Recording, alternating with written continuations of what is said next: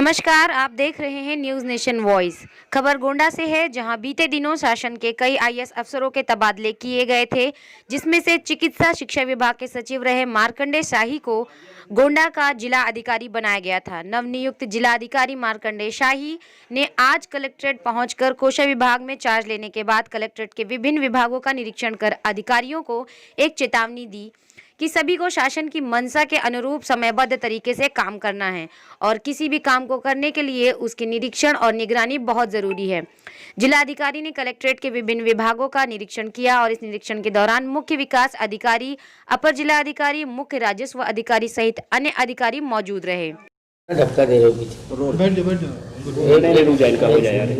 आज गोंडा का चार्ज आपने लिया है बतौर जिलाधिकारी के रूप में, तो क्या प्राथमिकताएं होंगी, क्या कुछ आपके लिए गोंडा के लिए खासकर? देखिए, गोंडा एक कृषि प्रधान जनपद है और यहाँ पर कृषकों की आय को दोगुना करने के उद्देश्य से विभिन्न विभागों के अंतर समन्वय से जो योजनाएं संचालित की जा रही हैं उनमें गति देना ये प्राथमिकता होगी। इसके अलावा राजकीय मेडिकल कॉलेज का समयबद्ध निर्माण करा करके और MBBS की कक्षाएं प्रारंभ हो जाएं। इसके अलावा यहाँ पर पंचायतों के चुनाव होने हैं, तो पंचायतों के चुनाव को शुचितापूर्ण और पूरी निष्पक्षता और शांतिपूर्ण संपन्न कराना और सरकार की विभिन्न जो आधारभूत संरचना से संबंधित योजनाएं हैं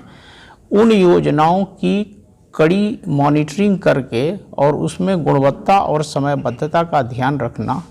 ये प्राथमिकता होगी। सर, अक्सर ये चीज़ देखने को मिलता है, जो समयबद्धता हो या गुणवत्ता हो, इनमें चीज़ें खामियां अक्सर करके मिलती हो, व्यापक रूप में मिलती हैं, तो इनको इस चुनौती से निपटने के लिए क्या कोई अपने पास स्ट्रेटेजी होगी, क्या प्लान? इसके लिए रेगुलर मॉनिटरिंग, निरीक्षण, ये मेरा प्रयास होगा और मैं समझता हूं कि यदि रेगुलर मॉनिटरिंग और इसमें निरीक्षण किया जाए तो गुणवत्ता और समयबद्धता दोनों सुनिश्चित किया जाना संभव हो सकेगा। सर, एक अहम और ख़ास ये है कि खासकर अगर हम नगरीय क्षेत्र को छोड़ दें, अगर बाकी आउटडोर में देख लें, तो चाहे वो शिक्षा के क्षेत्र में हो, चिकित्सा के क्षेत्र में, जो भी चीज़ें हैं, जहाँ भी कर्मचारी हैं वो अपने टाइम पर अक्सर करके वहाँ पर नहीं मिलते हैं, तो इन लोगों को सुनिश्चित करने के लिए क्या आपके द्वारा औचक निरीक्षण भी किए जाने हैं, कैसे क्या रहेगा? नहीं, बिल्कुल, इसमें समय समय पर मेरे द्वारा भी और अधीनस्थ अधिकारियों के द्वारा भी निरीक्षण करके और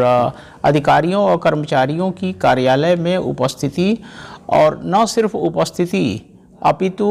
उसमें जो भी कार्य उनको सौंपे गए हैं उनका सम्यक रूप से निर्वहन सुनिश्चित कराना ये प्राथमिकता होगी। सर, आपने एक बात कही किसानों की आय दोगुनी होने की, जब किसानों का गल्ला सरकारी रेट में बिकेगा ही नहीं तो कैसे आय दोगुनी हो सकती है? नहीं, इस संबंध में देखिए, आज अभी 5 बजे एक बैठक बुलाई गई है और अगले 3 बुधवार को ये विकासखंड स्तर पर ये इसके संबंध में डिटेल कार्यक्रम होने हैं और इसमें कृषि और उसके साथ जितने भी आनुषांगिक विभाग हैं सभी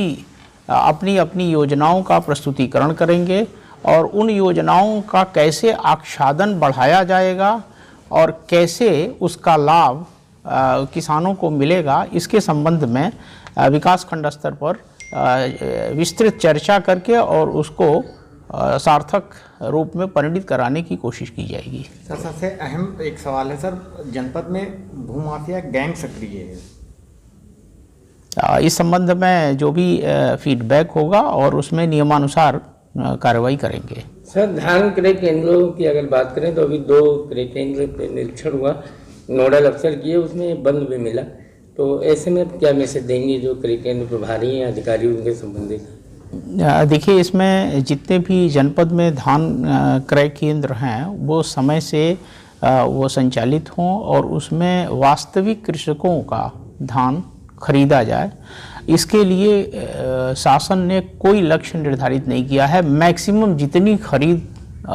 हो सकती है, जो भी किसान अपना धान खरीद केंद्रों पर ले आएगा उसका धान खरीदा जाएगा।